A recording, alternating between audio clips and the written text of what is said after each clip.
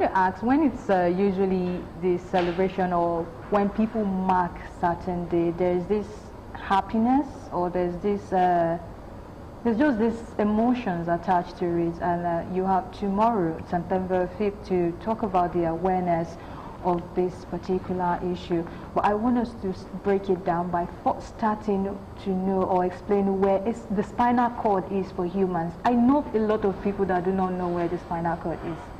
And it gets to an extent where there is an issue before they know that, oh, that's where the spinal cord is. So while you take us through your celebration tomorrow or the awareness day for tomorrow, please start by explaining what the spinal cord is for people to know better. All right, thank you. Thank you. Good morning, viewers at home once again.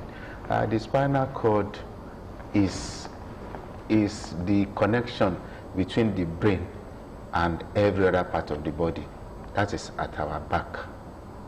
So once any part is injured, it affects that part downward.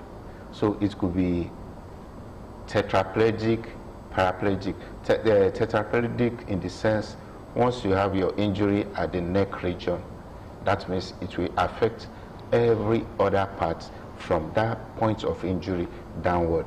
So in the tetraplegic sense, it will affect the control of all the limbs, your hand, your every bodily function from that point, and at times it could even affect the voice. And while the tetraplegic starts from the chest region downward, paraplegic, so the thoracic region, once you have an injury around that region, it affects that part downward. In my own situation now, I'm a paraplegic. My injury is T4 level. So it affects from my chest downward.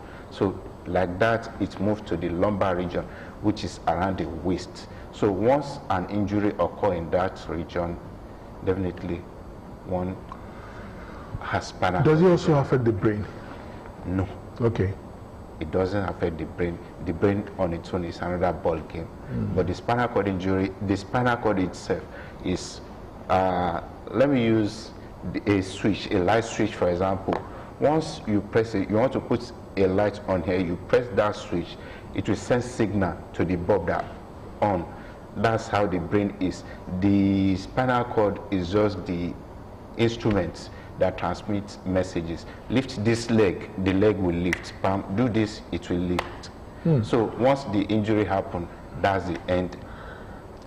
Well, talking about, okay, before you go, still talking about spinal cord and trying to understand what it is like.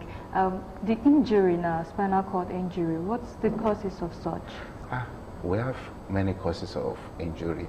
I think the number one, the leading one is a road traffic accident, followed by fall from workers, working on heights, things like that, and violence. Violence which can start from ordinary argument. I'll beat you, I'll do this, I'll do this. Maybe someone beats someone, and in retaliation, you go and mobilize, bring people, you don't know what those people are bringing. They can stab you, gunshot, hitting hard surface on the back. All these things can lead to spinal cord injury.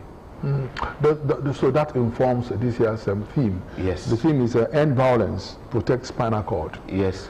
Why did you think? Why is it that violence is the only cause picked for celebration? For in the wisdom of the International Spinal Cord Injury Society, who started this journey that let us even start creating awareness for spinal cord injury in 2016 or thereabouts. From that year, each year they come with a peculiar thing to advocate on, to talk on, to enlighten the society on. So this year turn, it's just for us to talk about violence. Example, in our country now, we see how things are, especially with all this insurgency. So the violence can happen anywhere. Why they come up with that?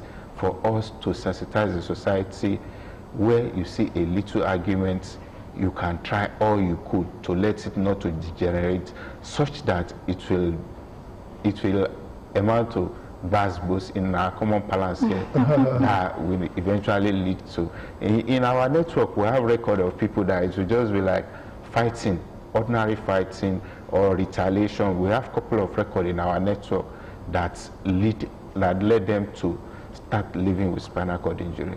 So it's good we sensitize the society, not even with the increment in the fuel price now that everybody hands are full already. So once somebody said, pack your baggage, I said yes. Instead of thank that person, instead of want to what do you mean? Me too, I can talk. And that little argument, we never know where it can lead to. Now let's go back a bit. It's also here that bone diseases, tissues or blood vessels near the spinal cord could also lead to injury of spinal cord. What kind of bone diseases? Thank you. We have bone scoliosis, and aside that, spinal cord injury itself, we have the traumatic and non-traumatic. All this one you just listed fall in the non-traumatic, which that too we have record in our network, that you just find somebody that was just sleeping and wake up, maybe they've been experiencing pains in the leg or in the back, which they are not taking serious. Before they know it, you find out you have a tuberculosis of the spine. Before you know it, one start living with spinal cord injury. So all this amounts to, once you feel uneasy in any part of your body, it's good you go out on time. Let the medical personnel examine you so that you know.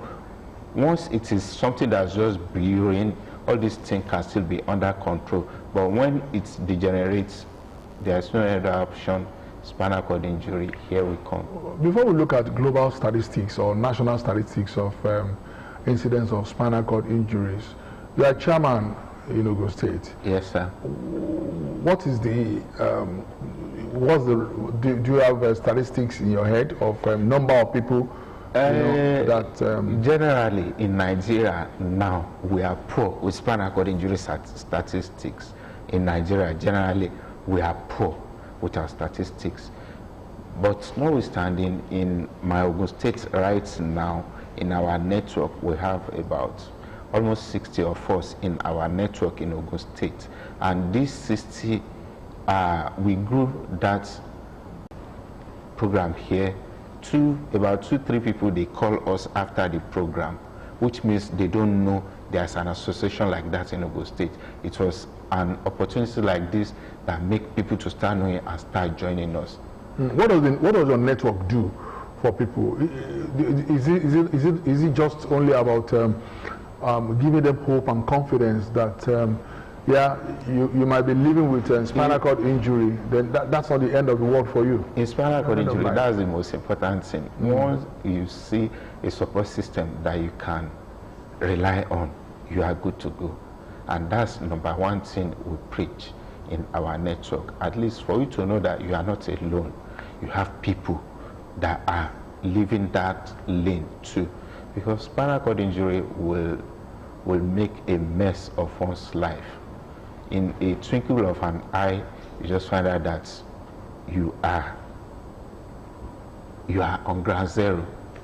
That's just it. So to now pick up your emotion, your psychology, and your finance, because spinal cord injury will get a huge blow on your finances. So you can imagine somebody that has sold everything he has just to have an answer that I want to walk back again. You can imagine the situation such person would be. So seeing a network that yes, I'm good to go, network that will educate you, because awareness of your new you is paramount, is very, very important to you. For you to see a network, you can read more and know more about your present you and how you navigate that life into the future is number one. And number two, to see a support system that, okay, this is what's happening, that you seek quality advice, at least from the point of this had happened to me.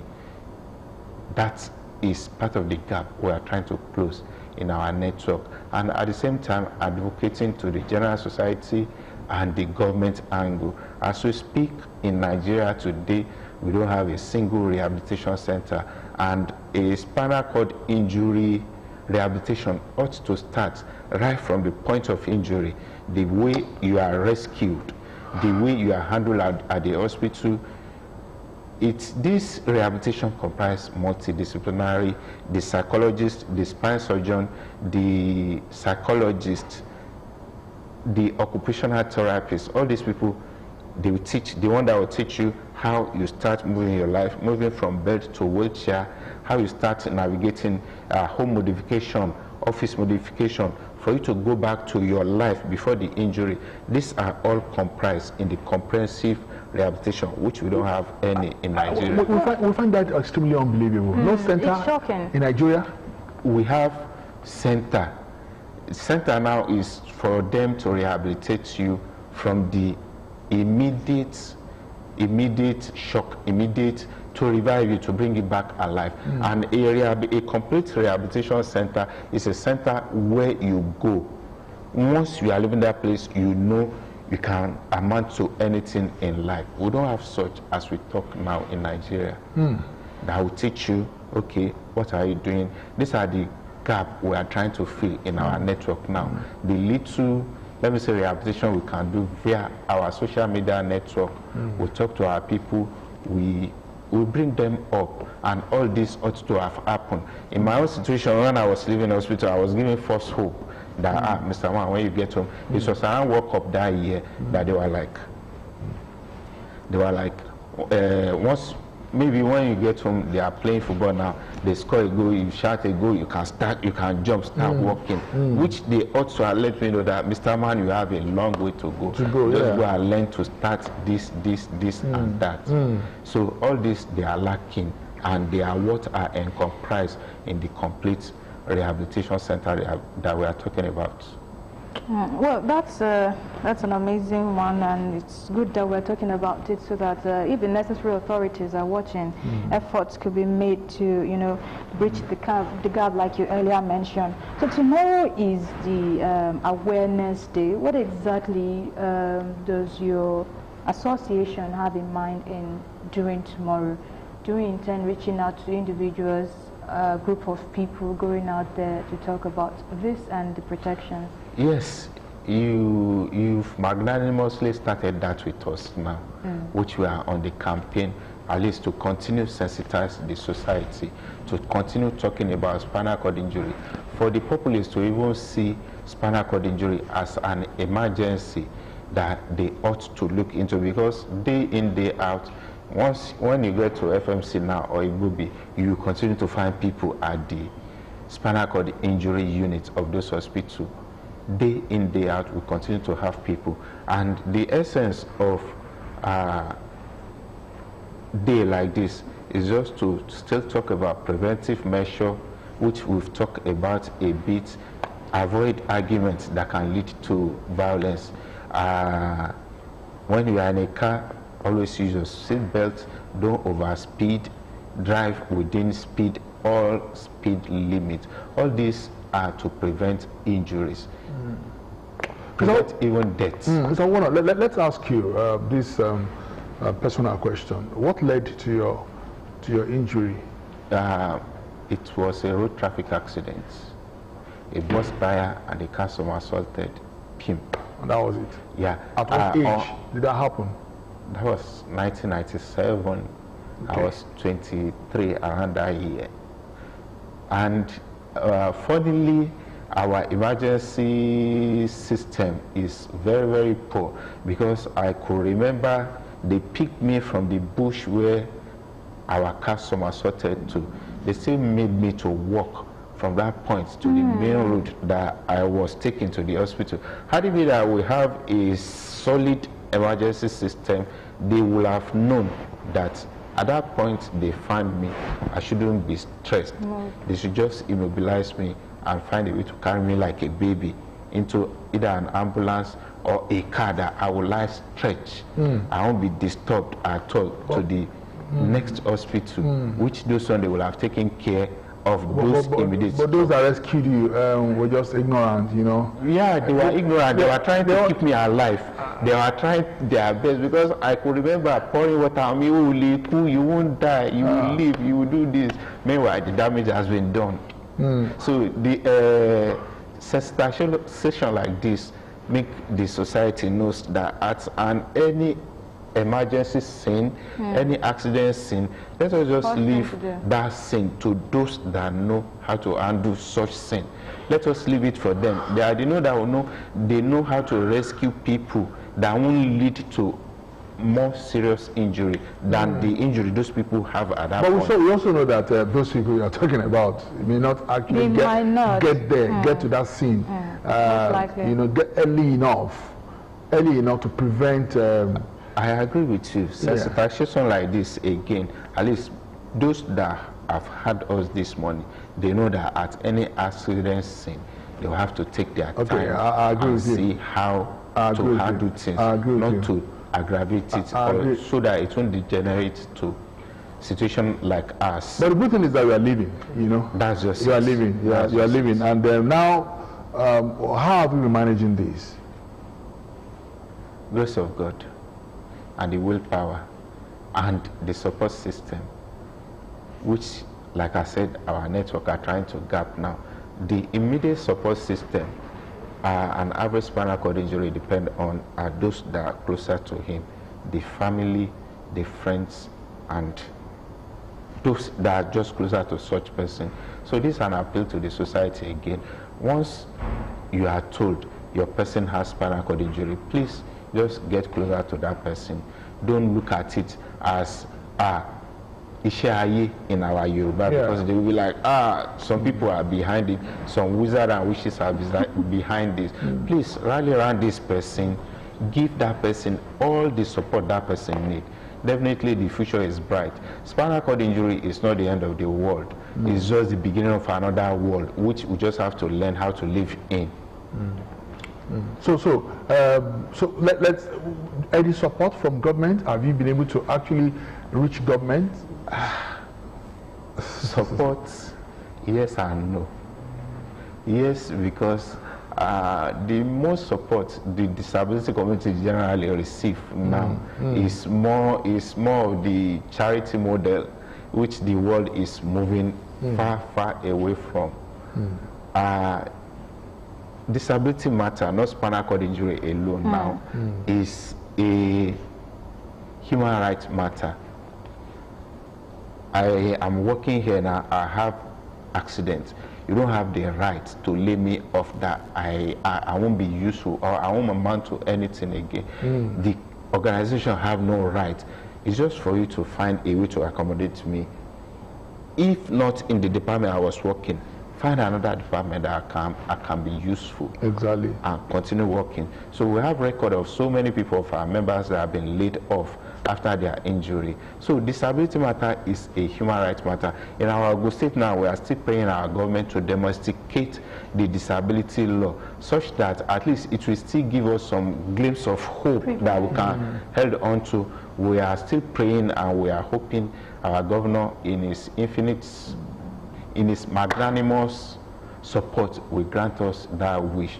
The Honorable Commissioner for Women Affairs in Ogun State have been giving us an award that they are working hand in hand with the governor, which we hope we hear that result very soon.